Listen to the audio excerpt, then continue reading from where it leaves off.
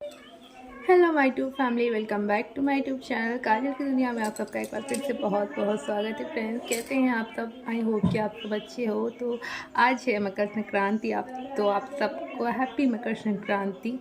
तो चलिए फ्रेंड्स, मैं आज आप लोगों के साथ पार्ट 31 यानी कि पार्ट 31 शेयर करने वाली हूँ। तो 30 तक हम लोग पहुँचे हुए थे और मैंने बताया हुआ था कि मेरे पापा फाइनली घर आ जाते 1.5 मंथ हॉस्पिटल से सफ़र करते हुए, कंप्लीट करते हुए, और ज़िंदगी और मौत से लड़ के वो 1.5 मंथ के बाद वो घर आते हैं। और काफ़ी हम लोगों को खुशी होती है, खुशी भरा माहौल होता है। और फिर हम लोग पापा के आने का अच्छे से पार्टी सेलिब्रेट करते हैं, बस घर में ही फैमिली।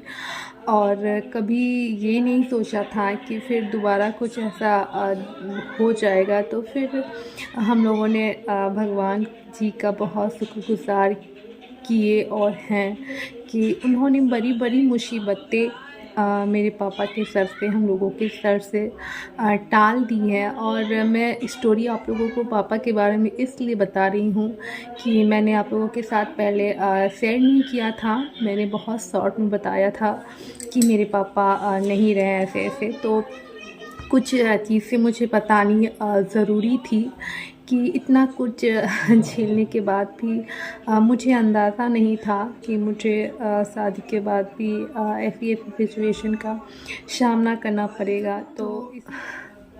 इस तो इतनी मुश्किलें, इतनी चीज़ों को फेस करते हुए हम लोग ने फाइनली आखिर में पापा को जब देखती थी, अभी तक सही 2012 से लेके अभी तक, तो बहुत भगवान का शुक्रगुजार तो हमेशा किया है और करते रहती थी कि प्लीज़ भगवान जी मेरे पापा की हमेशा रक्षा करते रहना। बट ये चीज़ें नहीं सोची थी कि मेरी शादी के इतनी जल्दी बाद पापा हम लोगों को छोड़ के चले जाएंगे। खुद पापा ने नहीं सोचा था।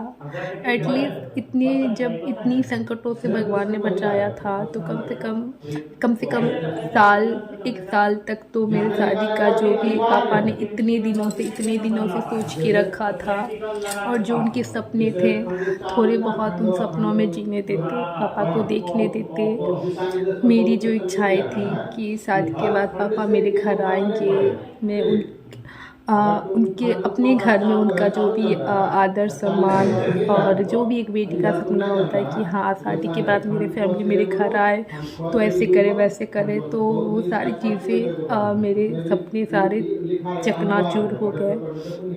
मेरे सर पर से पिता का साया हट गया। फिर भी मेरे साथ इतना कुछ हुआ, इतना कुछ किया गया, ये हम लोगों ने कभी नहीं सोचा था। तो 2-3 बार ऐसी सिचुएशन होने के बाद इसलिए पापा काफ़ी मेरे बारे में प्रोटेक्ट हो जाते थे, पॉजिटिव हो जाते थे कि पता नहीं मेरे बाद क्या होगा।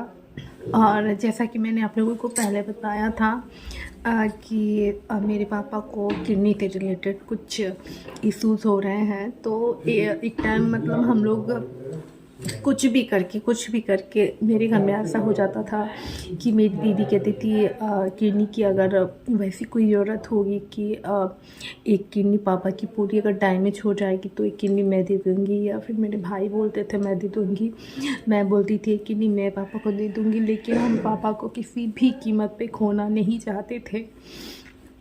बट आखिर में हम लोग हार गए और इस हार का पछतावा हम लोगों को ज़िंदगी भर रहेगा। और इस वजह से मेरे पापा ज़्यादा मेरे बारे में पॉजिटिव हो जाते थे कि मेरे रहते हुए ही आगे पता नहीं क्या हो नहीं हो, क्योंकि मेरे साथ ऐसी चीज़ें बार बार हो रही है तो अभी कुछ कह नहीं सकते हैं।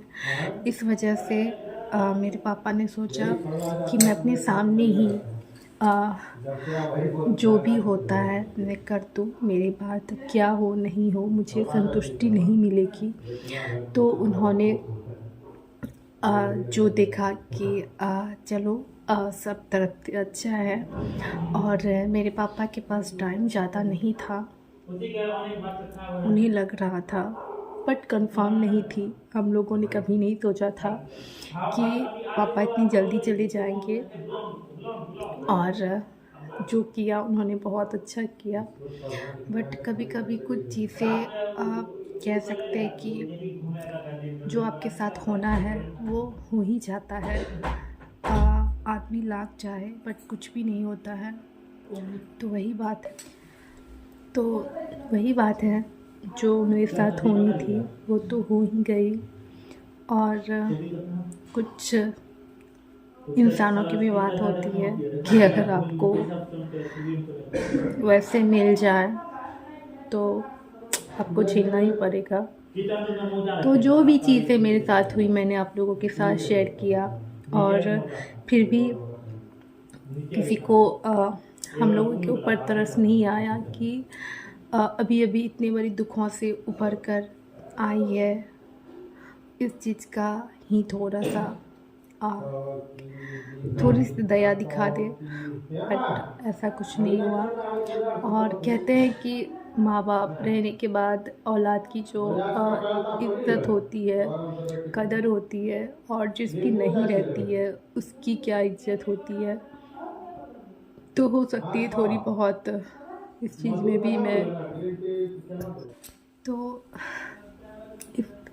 तो इतनी मुश्किलें, इतनी चीज़ों को फेस करते हुए हम लोग ने फाइनली आखिर में पापा को जब देखती थी अभी तक सही 2012 से लेके अभी तक, तो बहुत भगवान का शुक्रगुजार तो हमेशा किया है और करते रहती थी कि प्लीज़ भगवान जी मेरे पापा की हमेशा रक्षा करते रहना। बट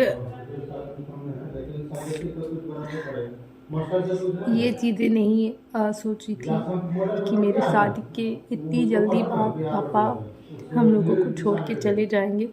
तो इसलिए पापा ने अपने हेल्थ को देखते हुए उन्हें जो अच्छी फैमिली लगी, अच्छा लड़का लगा और सारी चीज़ें अच्छी लगी, वो करना तो बहुत चाहते थे, इससे भी ऊपर उठ के कुछ।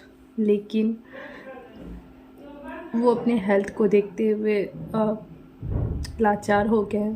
एक पिता बेबस हो गए अपनी बीमारी को लेके। तो बट मेरे पापा ने जो दिया बहुत दिया। अब हर इंसान को चेंज तो नहीं कर सकते।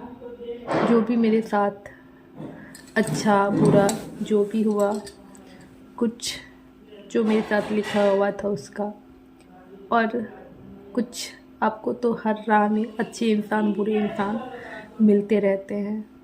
तो इससे क्या आपको घबराना। जो करते हैं अपने खुद के लिए करते हैं। अगर कोई अच्छा कर्तव्य करता है तो खुद के लिए करता है, बुरा करता है तो खुद के लिए करता है।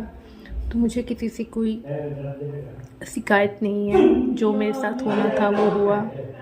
अफसोस बस इस बात का है कि इतनी जल्दी पापा चले गए। इतनी जल्दी नहीं जाना था, उन्हें बहुत कुछ देखना था। बट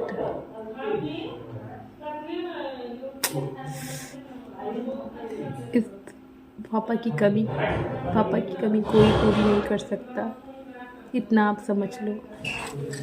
माँ बाप की कमी कोई पूरी नहीं करता। बस इसी बात का अफसोस है।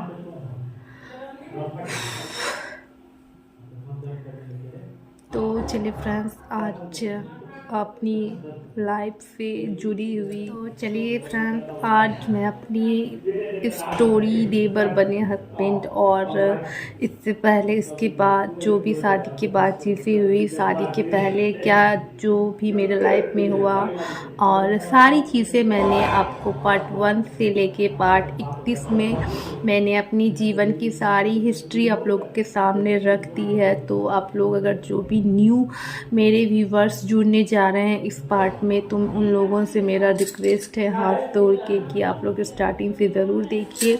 इस वीडियो के डिस्क्रिप्शन में मैं पार्ट 1 का लिंक सेट कर दूंगी, आप लोग एक बार ट्राई ज़रूर कीजिएगा। पार्ट 1, पार्ट 2, पार्ट 3 आपको बहुत ज़्यादा अच्छा लगेगा। और प्लीज़ अच्छा लगे तो ढेर सारा प्यार दीजिए, चैनल को सब्सक्राइब कीजिए, वीडियो को लाइक और शेयर कीजिए। तो चलिए फ्रेंड्स, अभी तक जैसा आप लोगों ने मुझे साथ दिया है आगे भी इसी तरह देते रहिएगा। और इसके बाद मैं कुछ आप लोगों के लिए अच्छा वीडियो लेके आऊँगी। बस आप लोग अपना साथ प्यार बनाए रखिएगा। तो इस वीडियो में इतना ही।